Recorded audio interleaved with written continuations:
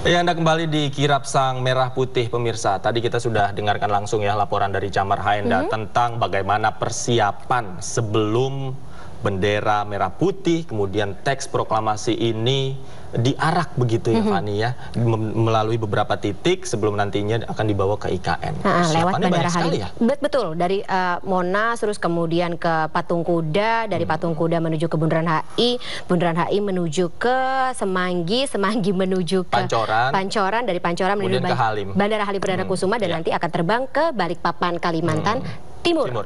Untuk nanti akan ke IKN lagi. Panjang prosesnya, dan ini tentu bukan proses yang mudah Fani, dan tidak bisa dilakukan hanya melibatkan satu pihak. Betul. Ini kerjasama banyak pihak. Tadi kita lihat Chamar sudah memberikan informasi, ada Paskibraka yang terlibat, kemudian ada juga Ikatan Abang None. Ikatan Abang None yang sudah siap di siap. Wilayah Monas. Banyak sekali. Mereka sudah siap dari jam berapa kira-kira Fani untuk proses spesial ini? Jam 4 pagi mungkin ya. Oh, dari kemarin, karena mereka dari kemarin pun sudah melaksanakan gladi kotor, gladi bersih, kemudian penyempurnaan untuk prosesi yang akan kita langsungkan hari ini ya, Davi ya. Tapi tidak hanya itu, pengamanan pun juga sudah dilakukan saat ini. Polda Metro Jaya sendiri juga rencananya akan merekayasa lalu lintas saat kirap bendera pusaka dalam rangka hari ulang tahun ke-79 Republik Indonesia pukul 7 pagi ini dari Monas ke Halim Perdana Kusuma. Iya, penutupan lalu lintas akan dilakukan secara bertahap, di mana kirap bendera pusaka rencananya dimulai dari Jalan Merdeka Barat di sisi timur, Jalan MH Tamrin sisi timur, Jalan Jenderal Sudirman sisi timur sampai Simpang Semanggi. Kemudian Jalan Jenderal Gatot Subroto sisi utara melalui flyover Kuningan, Jalan MT Haryono sisi utara sampai flyover Pancoran, kemudian tiba di Jalan Cawang dan akhirnya tiba di Bandara Halim Perdana Kusuma.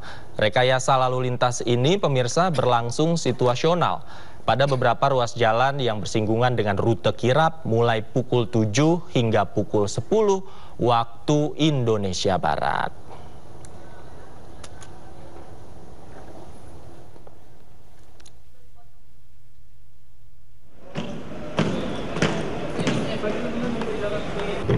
Ya, dan ini adalah proses ketika kemarin ya. Gladi kotor, gladi bersih. Betul. Tapi saya penasaran, Davi pernah nggak sih sebelumnya masuk ke dalamnya Monas? Dalamnya Monas. Atau tadi pertama kali melihat ketika Chamar lagi live. Jujur di Cawan Monas saya baru pertama kali ngelihat. Iya, di laporan Chamar tadi. Betul, sama saya juga. Dulu padahal ketika kita sekolah, saya nggak tahu sih apakah sekolah-sekolah saat ini juga masih memberlakukan studi trip atau perjalanan studi tour menuju ke Monas, karena memang penting sekali seperti kata Davi tadi, jas merah, jangan sekali-sekali melupakan sejarah. Anak-anak harus, siswa-siswi ya, jangan sampai melupakan bagaimana perjuangan rakyat Indonesia ini dalam mencapai kemerdekaannya, mempertahankannya, kemudian sampai dengan saat ini masih membangun Indonesia ya. Ya, nah lagi-lagi paling tidak dengan mengetahui informasi ini, kita bisa mengetahui bagaimana perjuangan pahlawan ya untuk meraih kemerdekaan, kemudian bagaimana cara kita untuk memperingati dan mengingatnya tiap tahun yang terimplementasikan ya pada event-event spesial seperti saat ini, dan ini sangat spesial ya. Untuk pertama kalinya kirap dilakukan, bendera diarak dari Ibu kota Jakarta menuju Ibu kota Nusantara, Ibu kota yang baru, di mana tempat nanti peringatan detik-detik kemerdekaan 17 Agustus oleh Presiden Joko Widodo akan dilangsungkan di sana. Jadi kita upacara bendera Hari Ulang Tahun Kemerdekaan Republik Indonesia di tahun ini dilakukan di 2 tempat. Betul sekali. Dan ini terlihat dari prosesi kirap yang dilaksanakan 10 Agustus 2024, tepat 1 pekan sebelum 17 Agustus nanti ya kita rayakan bersama.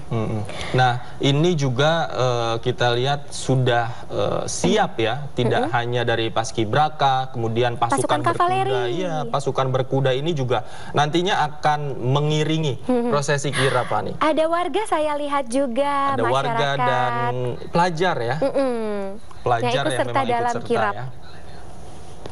Oke.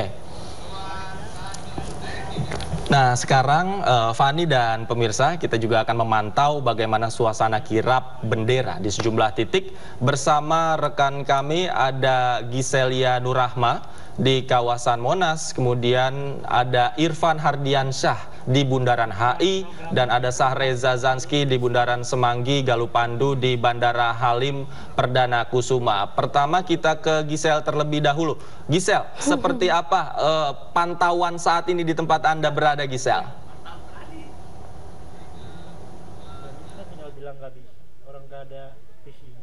Baik, selamat pagi Davi dan juga pemirsa. Dapat kami sampaikan situasi saat ini pukul 7:25 pagi waktu Indonesia Barat. Situasi di Monumen Nasional saat ini terpantau para pasukan yang akan bertugas nantinya saat prosesi kirap bendera merah putih dan teks proklamasi ini masih dalam persiapan dan sedang melakukan apel. Dari pantauan kami saat ini juga sudah terdapat pasukan berkuda, kemudian juga ada Tentara Nasional Republik Indonesia dan juga sejumlah kepolisian yang nantinya akan menjadi